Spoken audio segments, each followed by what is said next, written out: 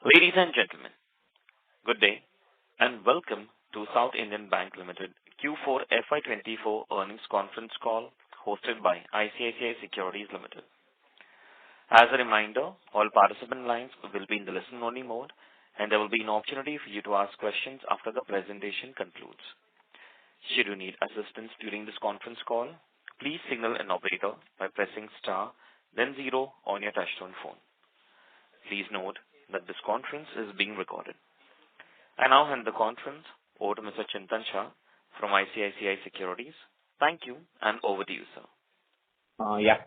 Thank you, Nirav.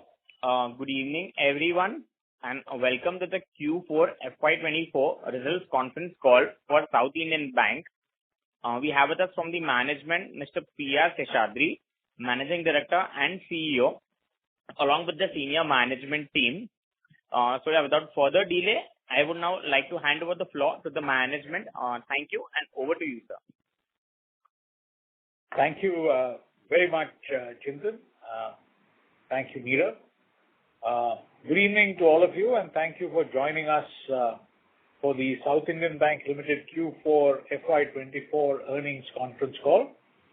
I'm joined by my colleagues, Mr. Thomas Joseph K, EVP and Chief Business Officer, Mr. Anto George T, CGM and HR, CGM, HR and Operations, Mr. Sanchay Sinha, Chief General Manager and Head Distribution and Branch Banking, and Vinod Francis, our GM and CFO, along with other senior colleagues of mine. Let me start with the key highlights of financial performance for the financial year 2024. The bank declared its highest ever net profits for the year at 1,070 crores, which is a growth of 38% compared to the 775 crores in the previous year.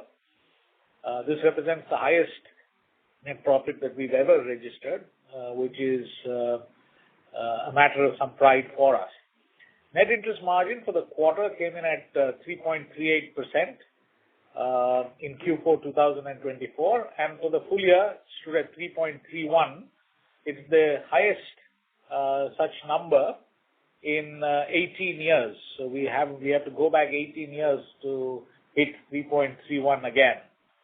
The bank was able to show healthy growth in the average assets during the quarter. Average assets for the quarter grew 5%, which is again a sign of reasonable robustness on the business side.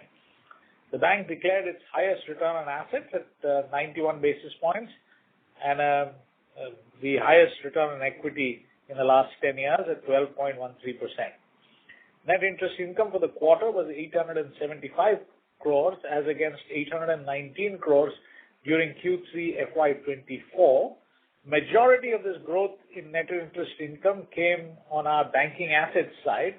A small proportion, a small fraction, approximately 10 crores or so, incremental revenue came via increased interest income on our treasury book. So therefore, a large proportion of the growth in net interest income is coming through the sustained growth in assets.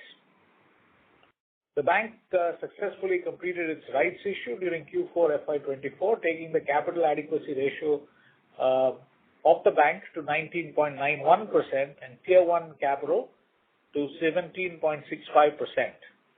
Total business of the bank grew by 11% to 182,346 crores. Total deposits also grew by 11% to cross the 1 lakh crore mark. CASA balances increased 8% year on year to 32,693 crores. Provision coverage ratio, excluding write-off, improved by 354 basis points year on year to reach 68.66%, almost 69%, and PCR, including write-off, the way RBI measures it, improved to 79.10%.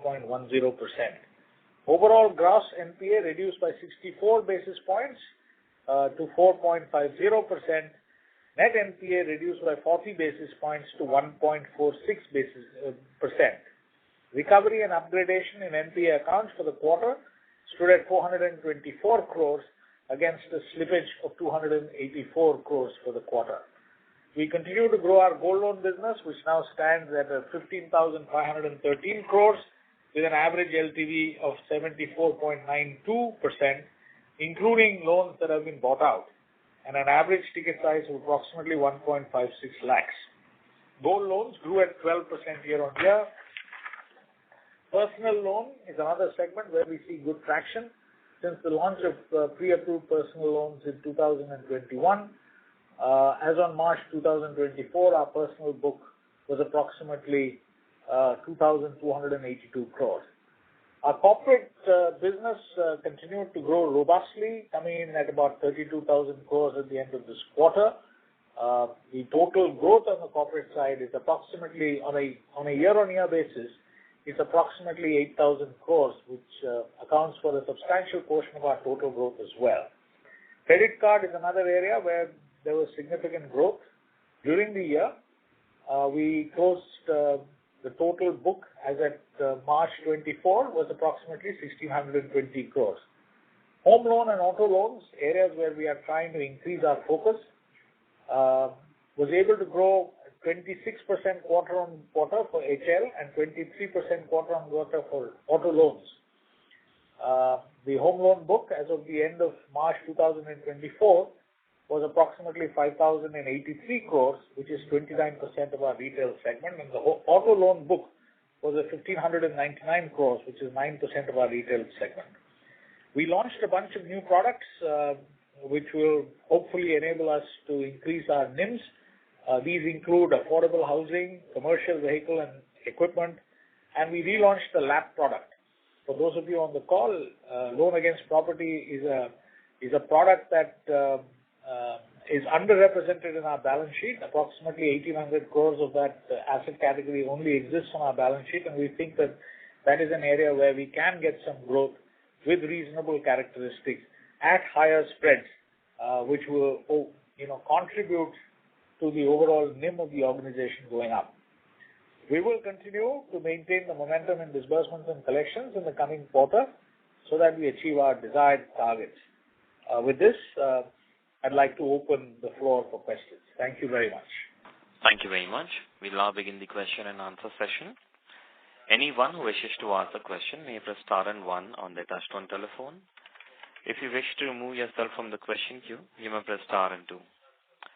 Participants are requested to use handsets while asking a question. Ladies and gentlemen, we will wait for a moment while the question queue assembles. Participants, you may press star and one to ask a question.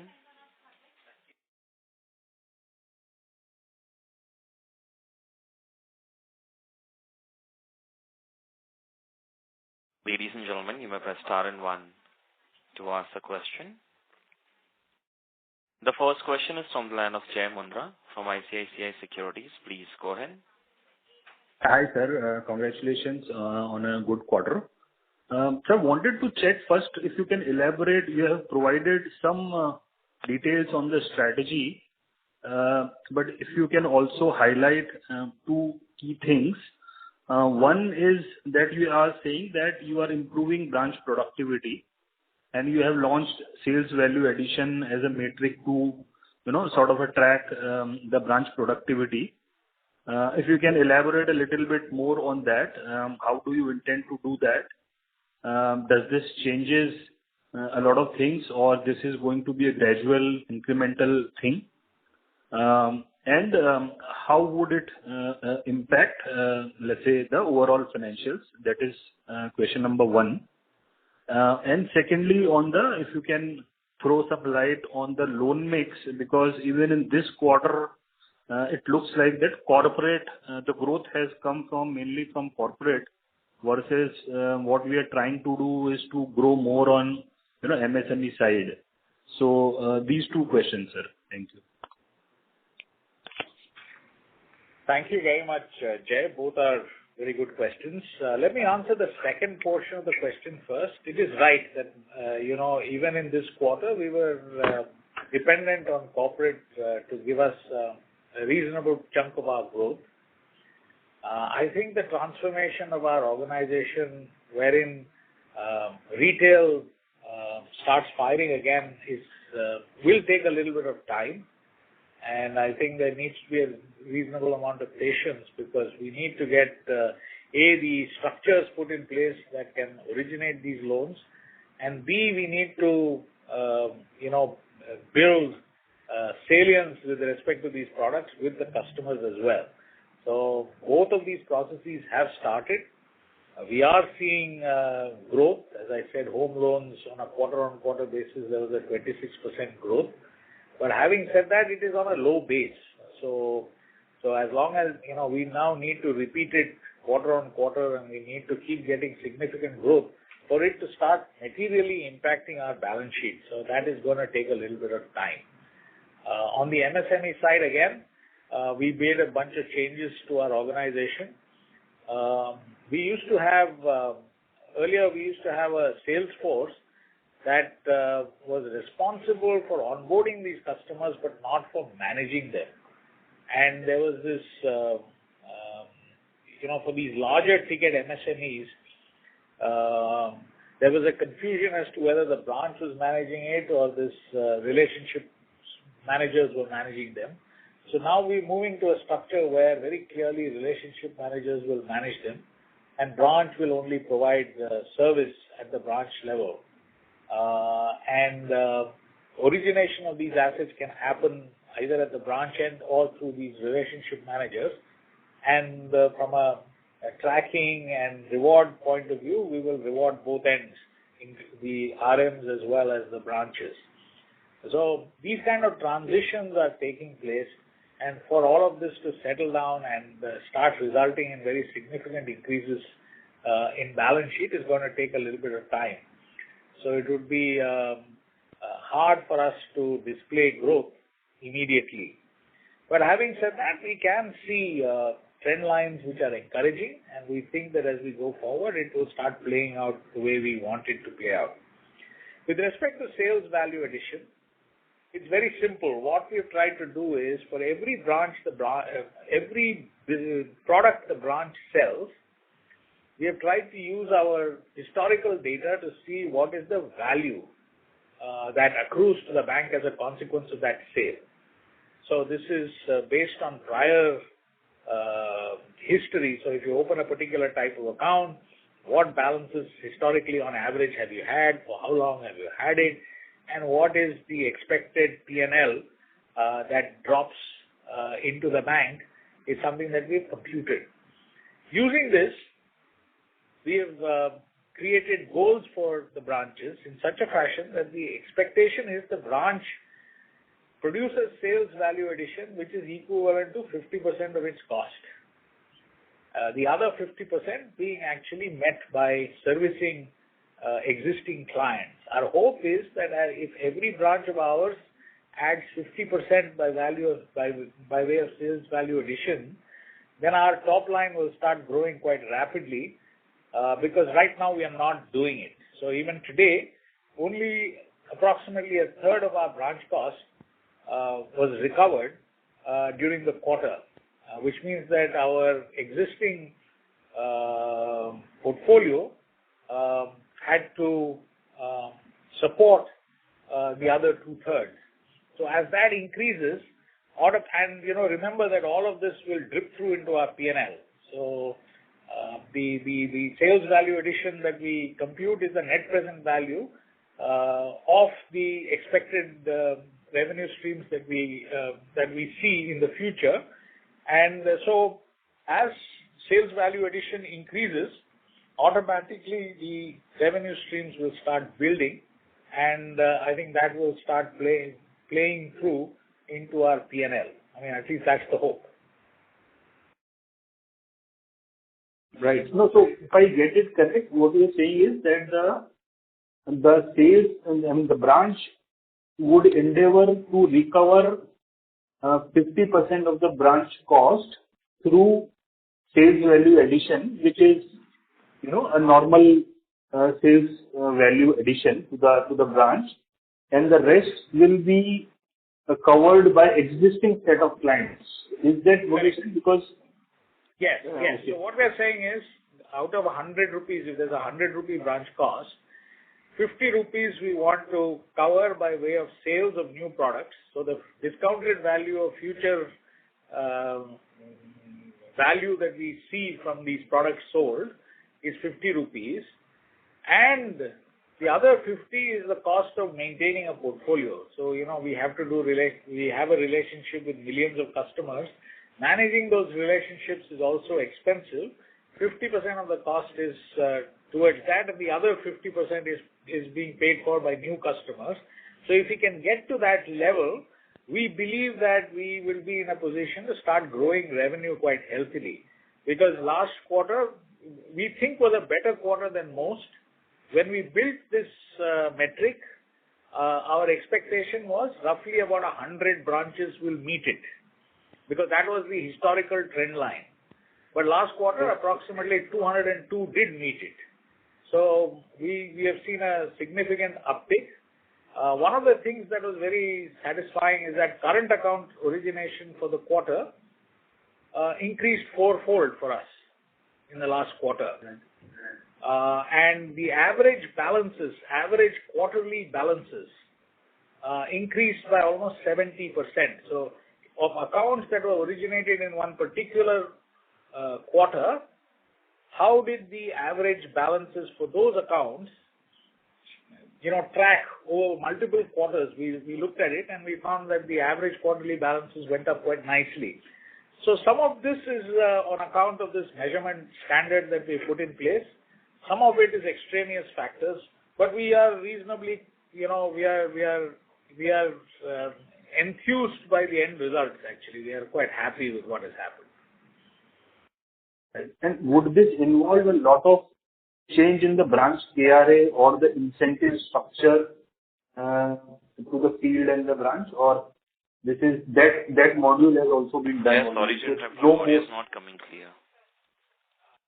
Okay, so what I was checking is would this structure is already in place? Of course, it is in place, but does this require too much of a change in the incentive structure or the branch KRA, or this should be steady state and a template has already been set up? Thank you. So the templates have been set up. We've been live now we started on 1st of January. We've completed one quarter. We are using this as a mechanism of incentivizing branch behavior. So the first time we have a branch incentive structure. We hope to use this as a method of measuring branches as we go forward. But right now we have another HR-related measure of measuring branches, but the two are getting closer and closer together. So, because this whole thing about trying to figure out what the value addition is also a little complicated, and it is driven by behavior of our branch folks. And as we get more and more data, we get better and better at it. So the idea is that we slowly over time move to a single method of measurement, and if this works, this will be the method of measurement going forward at the branch level. Understood. Thank you very much.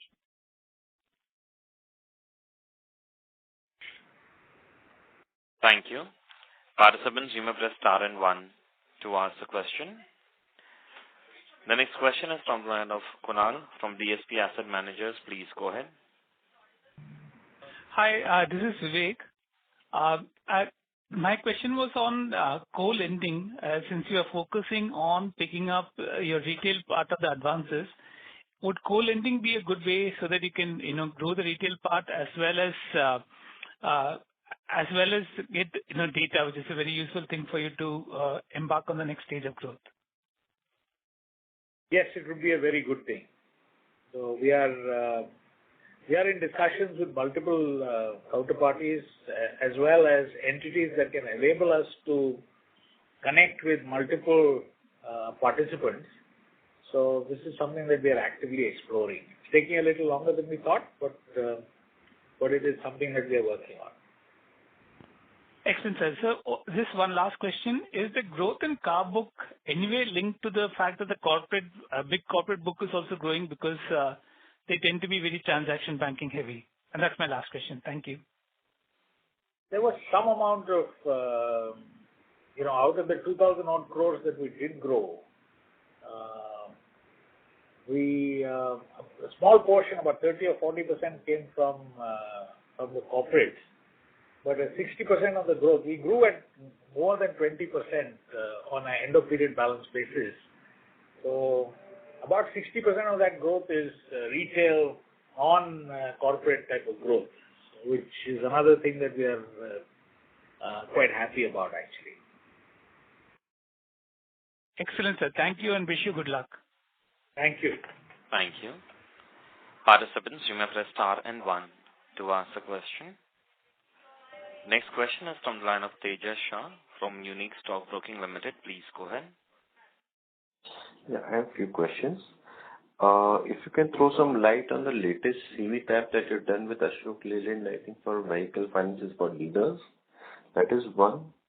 Secondly, if you can throw some light on the right issue versus a QIP selection. And again, we are, let us say the bank is receiving around some 1,200 crore odd on rights, but again we are paying dividend and we are again forwarding some 84 to 100 crores. And plus, if you can throw some light on the provision coverage ratio, when are we planning to hike it up to 85 to 90%? Okay. The rights issue versus QIP, the decision was on the basis of the fact that at the point in time we made this decision, we were trading significantly below book, and we thought that if we did a QIP, we will dilute holders who are currently holding our stock, and consequently we went in for a rights. Anyway, that decision has been made. The rights issue has happened. Our stock count has gone up on account of the 1:4 rights that we've done. The last year we paid dividends of 30%. This year we continued with it. Every 5% dividend increase or decrease impacts the total dividend payout by roughly 13 crores of rupees.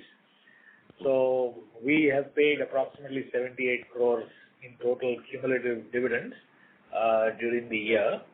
Last year we paid roughly about 62 crores or thereabouts.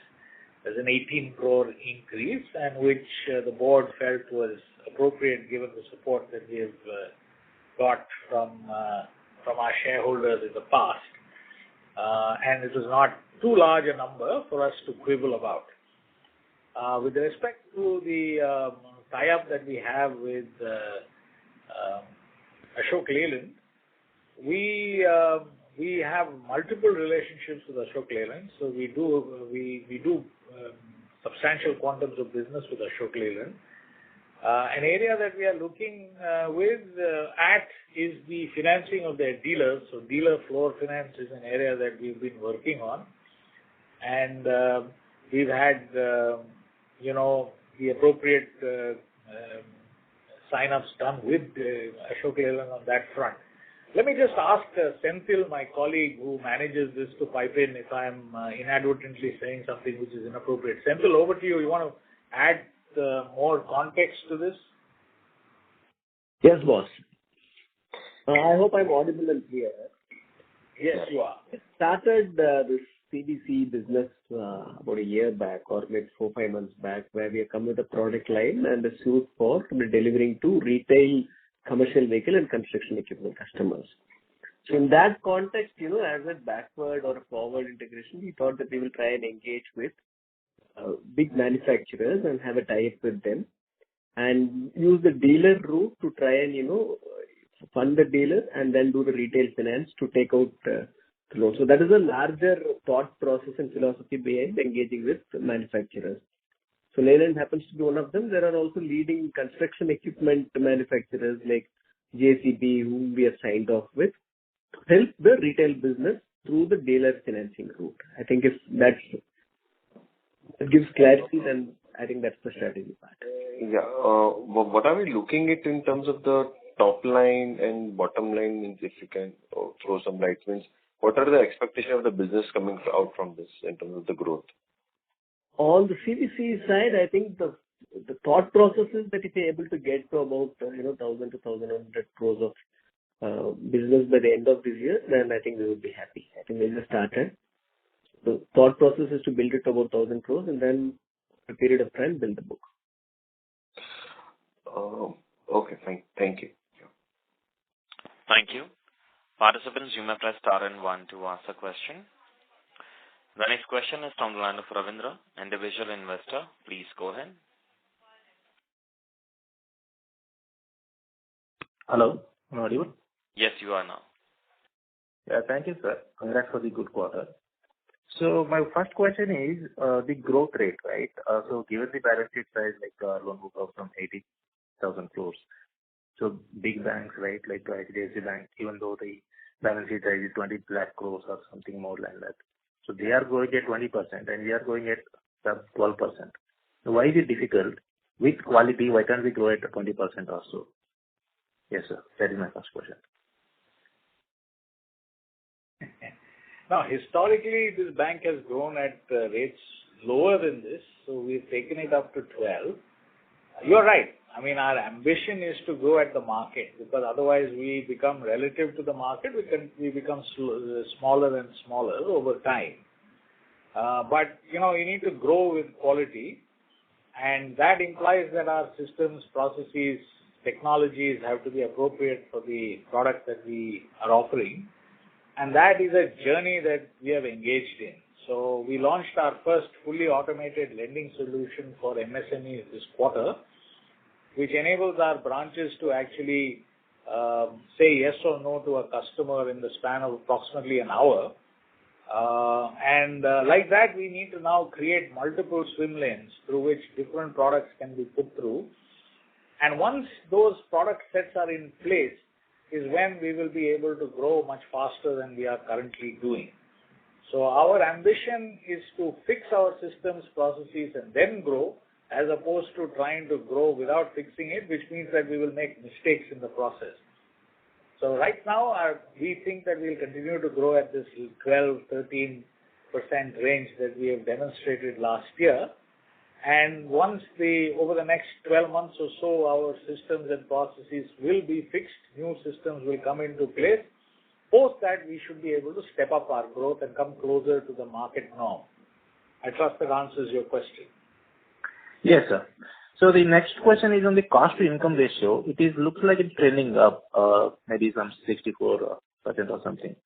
And what is your aspirational range for that? And another thing is, given that we are going into the higher yielding assets, so how can we control the? Are we going to control the NPA or so? Given the new book, right, the NPA is very negligible.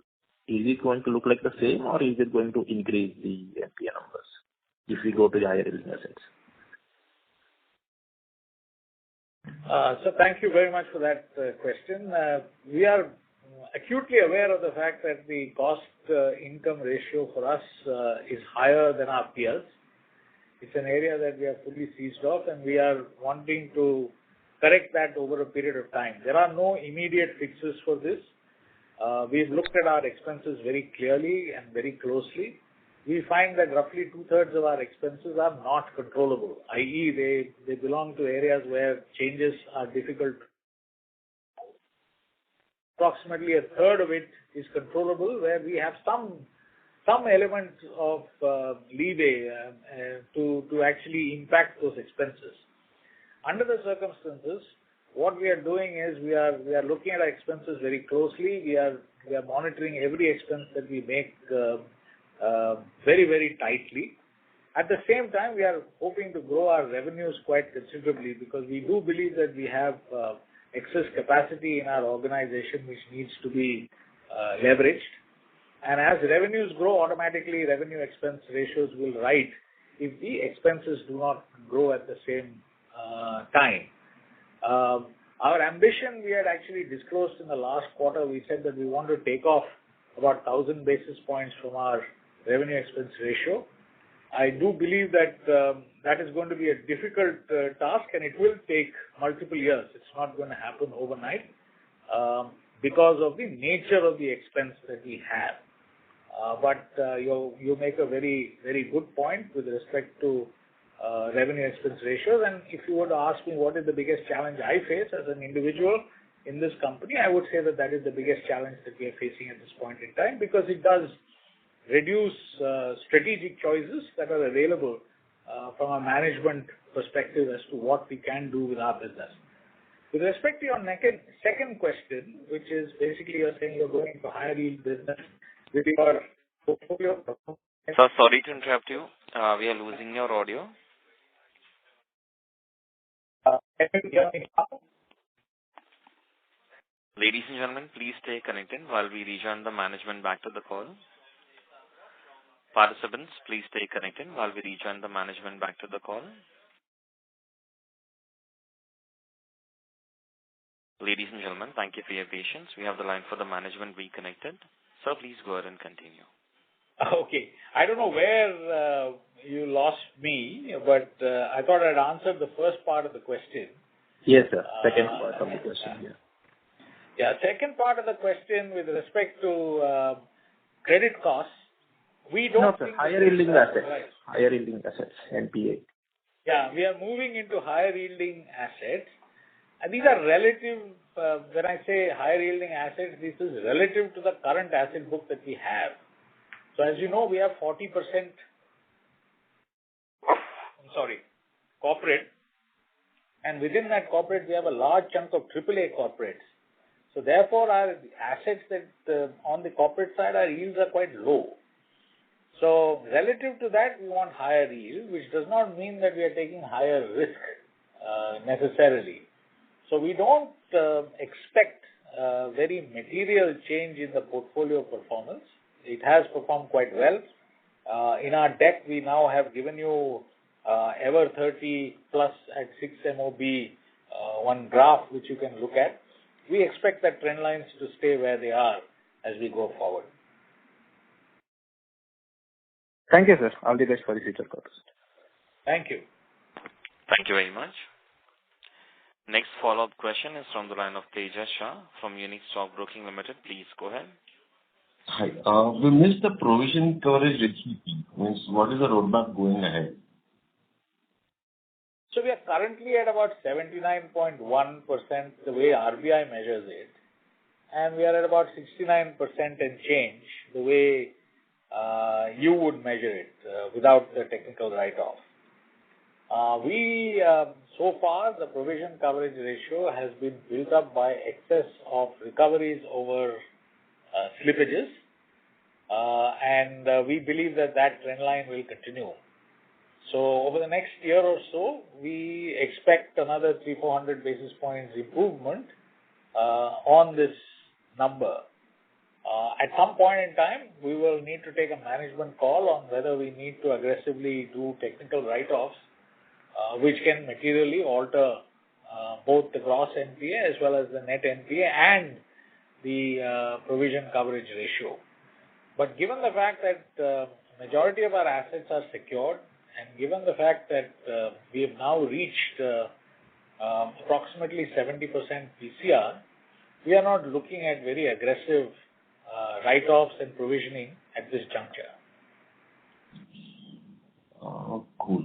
If you can also throw some light on the retail segment revenue and retail banking basically, because the revenue and the incomes are, I think, there is a degrowth in that in terms of the income.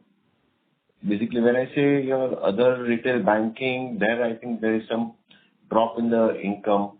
So if you can throw some light, where are we losing money over there? I'll turn this question over to Vinod, who is our CFO, to provide color on this question. Yeah. This is basically with regard to the segment reporting you are referring to. Correct. Yeah. So in the segment reporting, if you see that the allocation, what we do is based on the asset side. So whenever the asset, there is a change in the different segment, the expense getting allocated to those segments also getting altered. So we cannot readily map the income what we earn from that particular asset, particular segment to the real income what goes into the profit loss account. Therefore, the segment reporting, the allocation is based on the asset side. Okay. Hope that clarifies you. Yeah. But then again, year on year, if we are seeing 100 means 50% of 441 crores, it's gone down to 212. So what?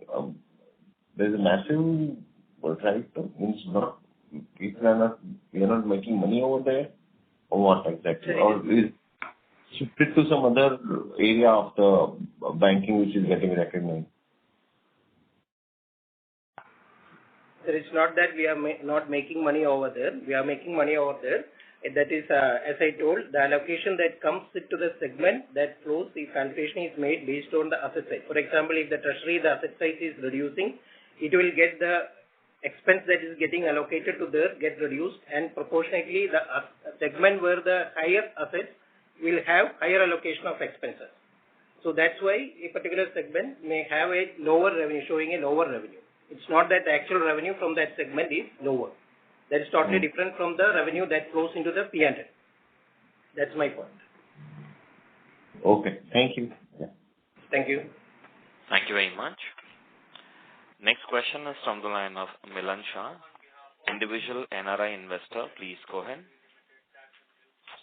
Yes, good afternoon. Thank you for this opportunity. So my question is a follow-up on the earlier question on the segment results. So, this is something that is not clear to us. So while everybody is congratulating on a good quarter, if you look at the segment information, the profit during this quarter is 392 crores versus 522 crores last time. So leaving aside the issue about allocation, there's a drop of almost 120 crores in the profit, and this is in spite of 100 crore treasury income, which we know is not generally repeatable. So I'm struggling to understand how this is a good quarter. We are showing a loss on the corporate side of 44 crores, it seems. Sir, mainly when we see the corporate, our main growth comes from the corporate segment. And here the corporate means the segment is above 7 crores. What we classify as segment for the corporate sector. So the growth, majority of the growth happens in corporate sector. The higher allocation will never probably goes to the corporate sector. So where the asset size of the other segment, for example, the treasury has slightly regrown their asset size, and also with the other segments coming down and the corporate segment going up, the asset base, definitely the allocation of expense and other interest expense will go higher to the wholesale and banking and corporate sector. So that's the reason, even though the revenue has increased, the loss is almost on the same line, because the expense allocation has increased in the corporate sector. No, I think, it's not making much sense, to be honest, because we are, let's leave aside the segment. How do you, at the overall level, at the quarter level, your total expenses are what they are. Let's forget the inter-segment allocation. But your profit overall for the quarter is 392 crores versus 522 of last time. So how does the allocation impact that? Sir, maybe we have the detailed reply. Maybe we can connect together after this call, sir. We'll give a detailed reply based on the details. Yes, I think so, yeah, because it has nothing to do with the allocation. How do we explain a drop in absolute terms of almost 20% in the quarter versus last quarter? That's what we need to understand. So it's not the revenue based the drop has happened, it's on the profit. So definitely we'll have a connect together after this call and we'll give the details. Yes, please do that. Yeah, thank you. Thank you very much. Participants, you may press star and 1 to ask the question. Next question is from the line of Chintan Shah. Please go ahead. Hi. So, sir, 2-3 questions from my end. Firstly, sir, if you could help us with the breakup of other income.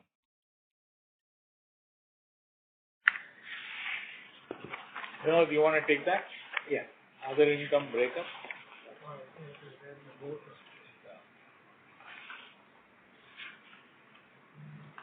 Sir, you want the item-wise breakup or the broad breakup? Yeah, no, sir, actually, if you give the broad breakup, broad, I think PPT apart from that, yeah.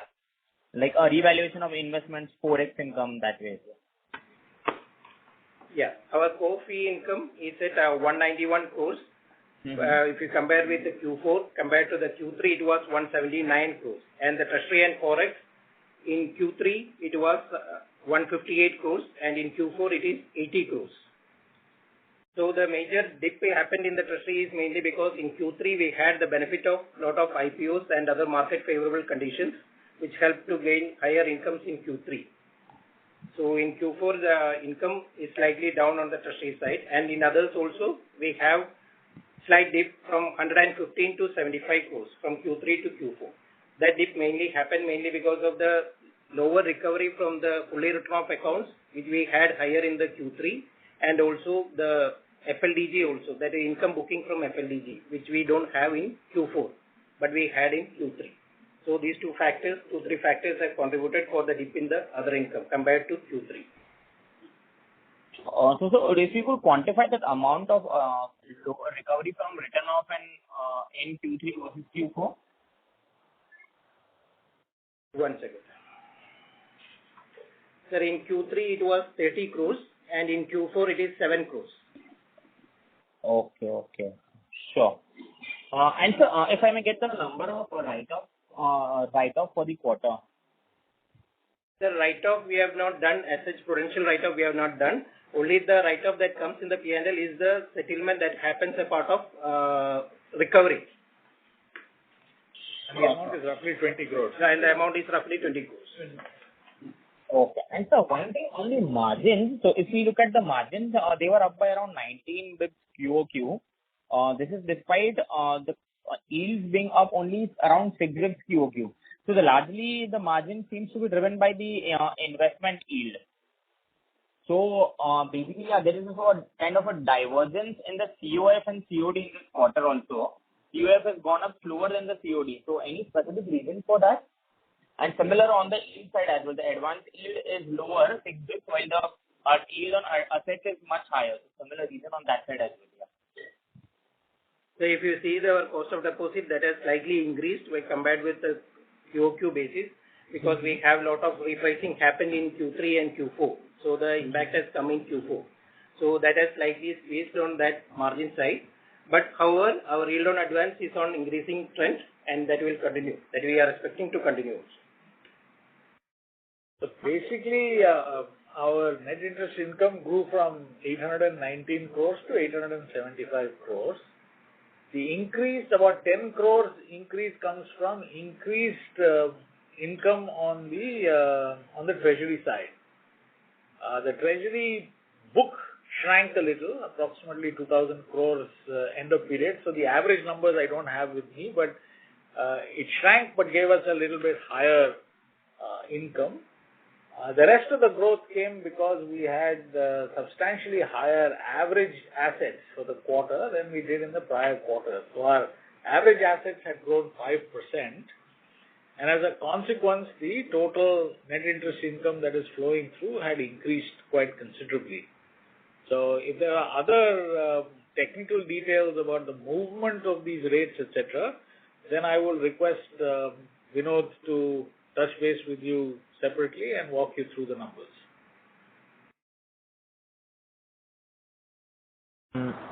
Okay, sure, sir.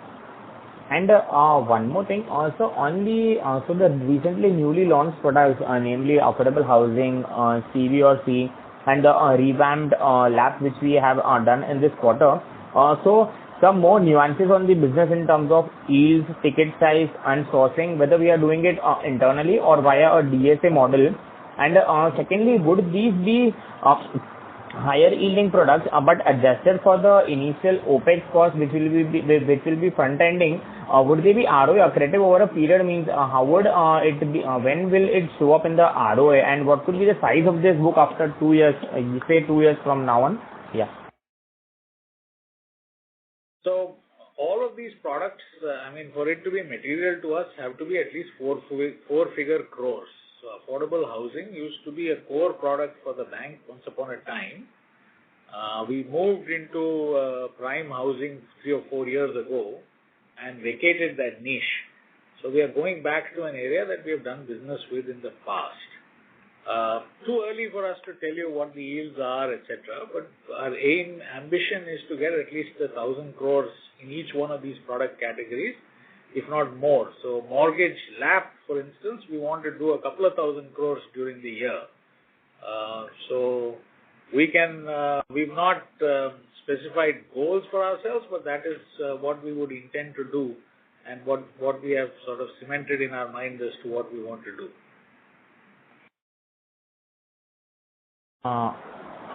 Okay, sure. So probably, but it will show in a year only by the end of this year, or probably by next year first half, we could see some positive impact on the ROA. Would that be a fair assessment, or it will take some more time? Yeah.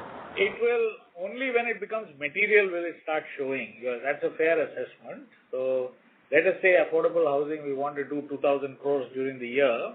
By the time we get, since the balance sheet size is already 80,000 crores, for it to materially impact our, NIM, etc., you need to have a certain critical mass. So that is going to take, if not 9 months, a year.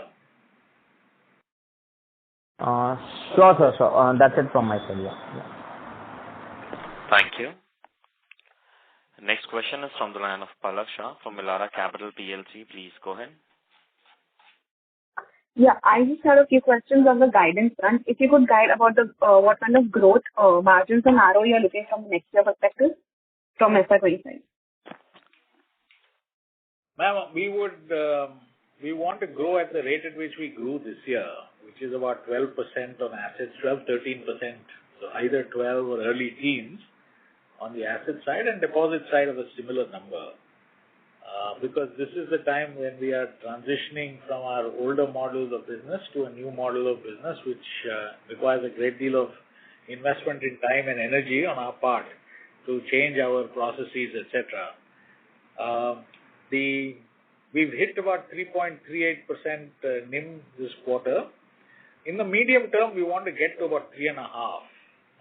So we are doing everything in our power to increase NIMs. And majority of this is going to happen by restructuring the balance sheet, by getting higher yield books to grow, whereas constraining the lower yield books. And the constraints on the lower yield book will start once our higher yield engines start operating. So as of this moment, our higher yield businesses are not kicking in volumes at the level we want. Therefore, we are not constraining the lower yield business, which is basically corporate. But 18 months out, we would like to see approximately 350 basis points NIM and increase that thereafter. Yeah. Okay, and ROA? ROA will stay where it is, ma'am. As you can see, we are at roughly about 100 basis points now. We don't see any immediate trigger for it to increase. ROA increase will come once some of our expense-related challenges are met with by increase in revenues. So currently the driver is such that we will stay at about 1 in the near future. And once our revenues start growing quite considerably, that's when ROA numbers will start increasing. But in the near term, it will remain where it is. Okay, that's it from my side. Thank you. Thank you very much. Next question is from the line of Chinmay from Prescient Capital. Please go ahead. Hi, sir. Just a bookkeeping question from my side. Could you share the average LTV on the gold loan portfolio for the entire year, FY24? It's 74 and touch, Chinmay. Got it, sir. And what would you say would be the steady state number that you'd be looking at? Because I think a couple of quarters back it was somewhere around 83%, if I remember correctly. So including buyout, it's at 74.92%, so about 75%. And excluding buyout, which is basically our own portfolio, is at 70.73%.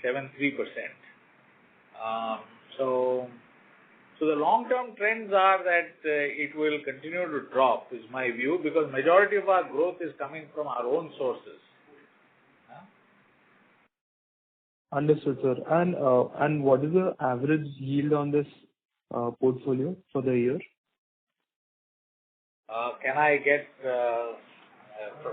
Vinod to answer that separately to you? I mean, I don't have the data with me at this juncture. Sure, sir. Sure. Thank you, sir. Yeah. Thank you.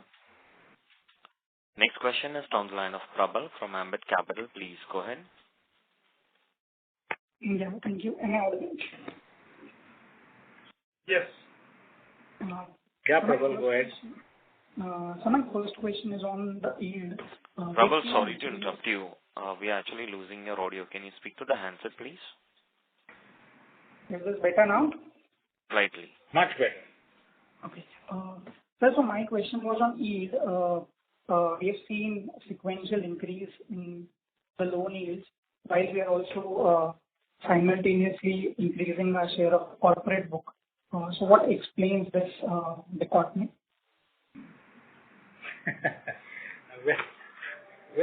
Very good question. It is, reasonably aggressive pricing action, in the sense that demanding and getting a reasonable price with the corporates. We had some leeway on our the finance company books, the NBFC exposures that we had, post the change in risk weights. We did go back and try and renegotiate wherever it was possible, so that we got a incremental yield to cover for the incremental risk weights that RBI had prescribed for us. So that enabled us to take our corporate yield a little bit higher than where it was in the past. And plus, just overall trying to be a little bit more careful with respect to how we price ourselves on the corporate side, enabled us to take total corporate yields up. I have with me my colleague Biji, who is our corporate bank head, so maybe she can throw a little bit more light on this, and then we can come back to me.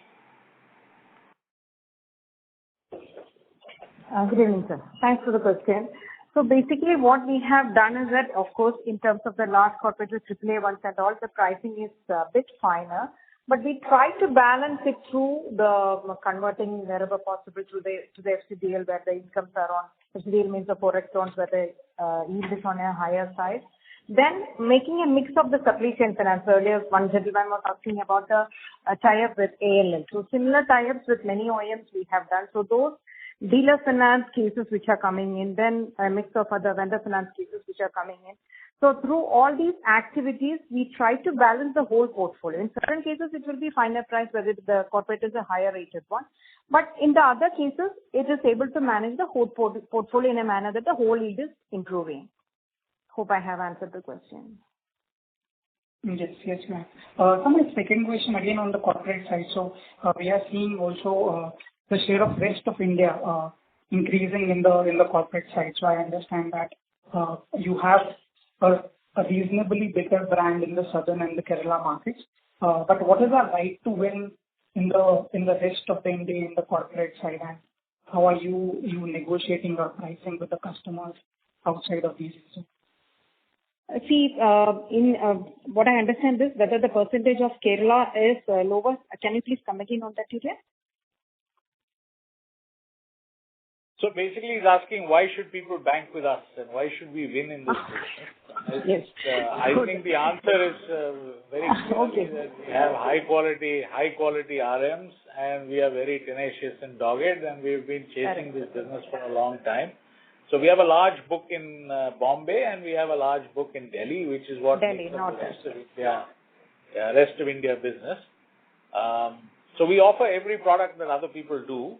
Only thing we do is we offer it with perhaps a little bit more personalized care than many other banks can manage, and consequently, our corporate customers think that it is appropriate for them to deal with us. Add anything you may wish, DG. Yes. So basically, we work with around 68 RMs, and there are certain regional heads as well.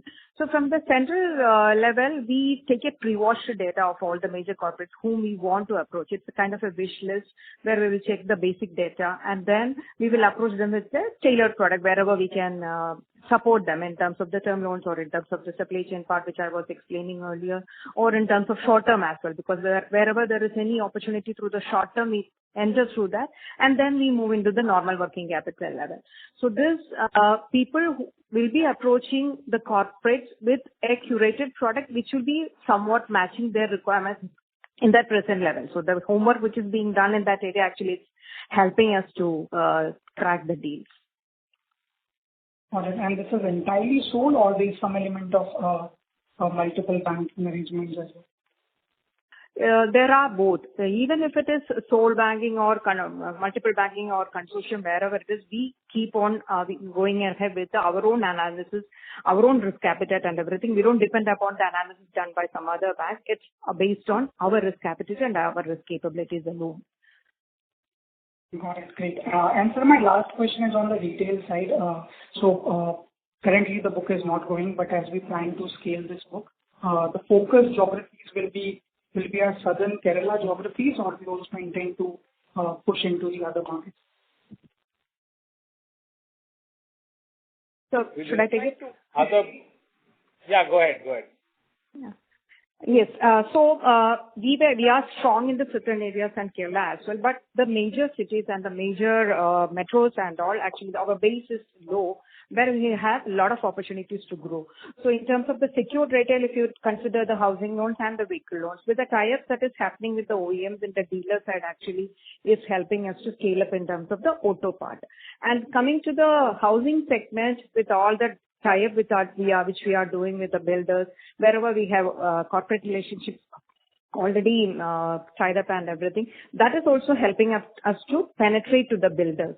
So these areas is helping us to keep moving in all the major metros and the cities, and at the same time the branches in the southern area is also focusing on. So it's the two channel, you can say, through the DSA, DSG builders and dealers and everything, the whole growth is happening. At the same time, the branches are also working with their own clients and all the new additions that is happening. Got it. And when can we expect the retail book to start picking up? Of course, it has already started growing, and auto has grown with more than 30% in last year, and housing is also moving up. And we have, as Shashri sir was explaining, the growth has started happening in that area. The logins are improving, and our presence is also improving in all the major cities.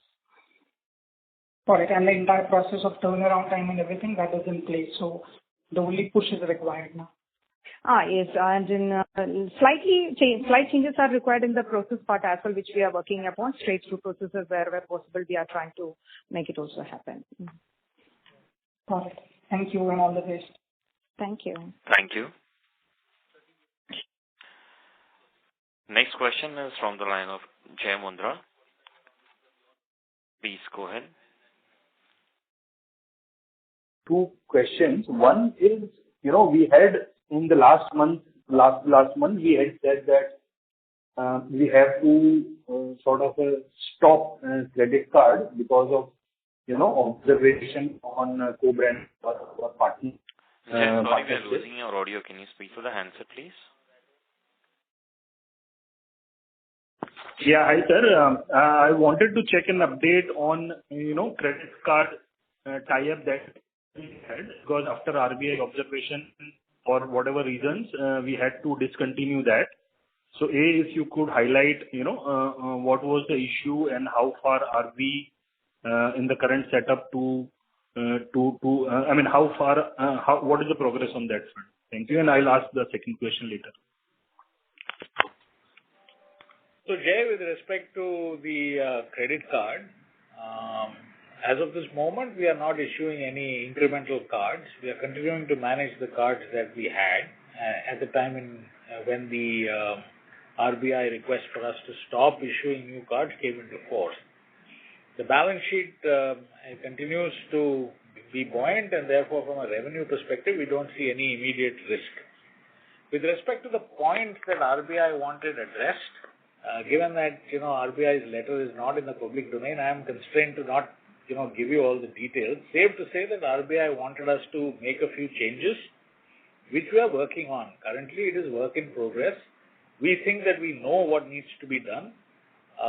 Once we are also in dialogue with the Reserve Bank of India to understand whether our interpretation of their requirements is appropriate or not. And once, we get concurrence from them that this is what they intend for us to do, we will ensure the implementation happens in quick order. And our current wish list, and I'm not saying that it will happen in that form, but our current wish list is that we should be in a position to have, crossed all the T's and dotted all the I's and restart next quarter subject to RBI approval. So that is the timeline that we're working on. Right. Obviously, this is subject to RBI approval. Yeah. Correct. Now, is it safe to say that all our credit card issuance are with the partner, right? We don't originate too much on our own.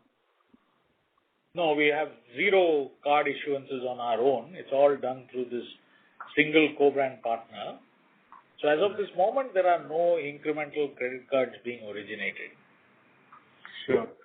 So my question is a bit of a follow-up on someone had earlier asked on the ROA tree, right? So this year as a whole, this was a good year in the sense that there was a good treasury income which may or may not sustain. Asset quality has been good, probably it will sustain. But if from here, you said that the endeavor would be to increase margins by a few basis points. But what could be the other lever? Because it looks like treasury, may not see a similar gains, and OPEX has that OPEX because of wage bipartite, etc., has that been is that already over? As a OPEX as a percentage of assets, should that decline or should that improve? And or how should one look at the ROA? So margins are more or less stable to rising, but because there is a treasury drag, how should one look at let's say fee income and OPEX line item? Thank you. Good question, Jay. I wish I could answer that. I would need a crystal ball, which I don't have.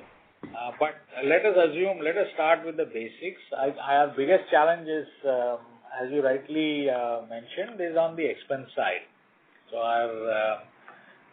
we will do our utmost to ensure that the expense numbers remain where they are and not deteriorate any further. And we will eke out a few extra, basis points on the spread side so that our revenues increase.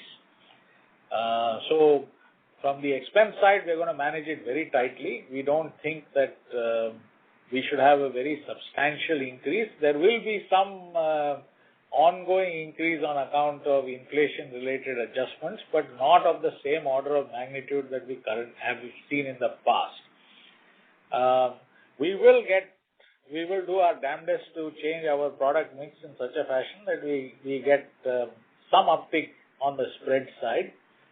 And then finally, the wild card is going to be what happens. Actually, there are two wild cards: what happens on our recovery side and what happens on the treasury side.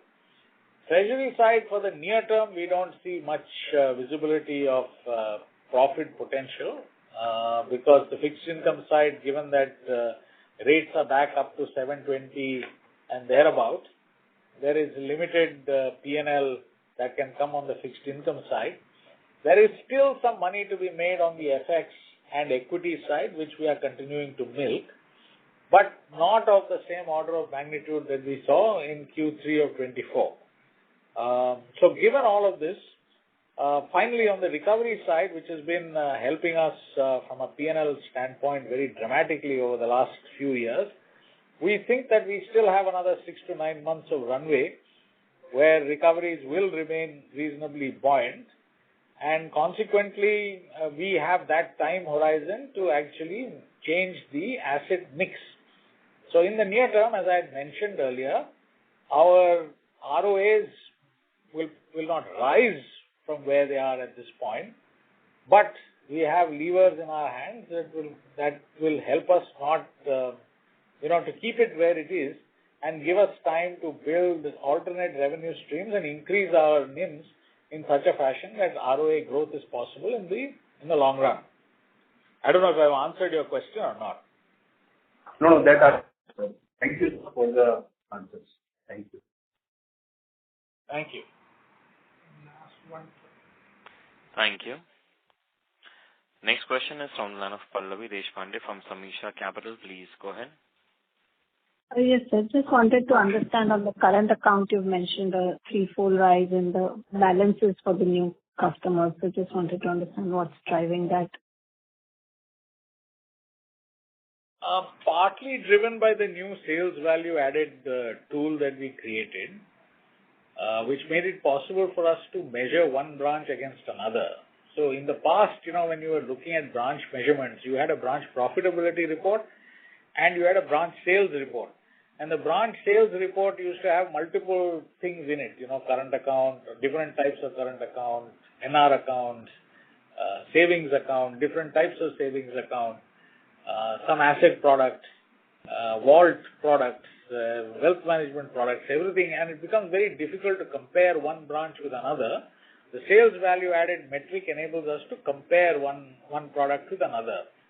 So last quarter, we sensed an opportunity in the market on the current account side, and we incented our people to go after current accounts, and as a consequence, we did over 20,000 current accounts last quarter, which is significantly more. Normally, in a month, we do roughly in a quarter we do significantly less. So it was a huge increase for us, and it also increased the total amount of POS machines that we had in force. So all of that put together impacted the growth in CASA balances positively. Right. That's a great performance there on that side. My second question was on the NBFCs. So what would be the share of lending to NBFCs right now of the total book? 27%. No. Our total NBFC exposure, ma'am, can we tell you offline? I mean, we'll come back to you offline, ma'am. Yeah? Right. Thank you. Right. Thank you. Thank you very much. Ladies and gentlemen, we'll take that as the last question. I now hand the conference over to the management for closing comments.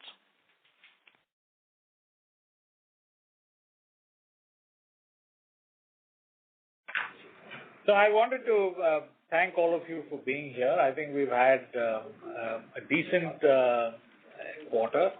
I mean, we've started making progress on growing our net interest margin. We've started the process of transitioning from an institution that was dependent largely on one line of business to having multiple lines of business that contribute to it. Our journey of simplifying our processes and our journey of building world-class technology that supports our sales engines has begun. Our first fully automated product has gone live, and we are hoping that it will perform well. We have an agenda of installing 6 or 7 similar products before the year is out, which in turn will change the way we do business and the way we interact with our customers. So I think we are feeling reasonably good about the quarter that has just ended. We understand that the top line numbers do not show our achievements very favorably, but I think the underlying trends are reasonably good, and we are looking forward we are looking forward to improving our performance as we go forward. So thank you very much, everybody, for being on this call. We really appreciate it. Thank you very much. On behalf of ICICI Securities Limited, that concludes this conference. Thank you for joining us, and you may now disconnect your lines. Thank you.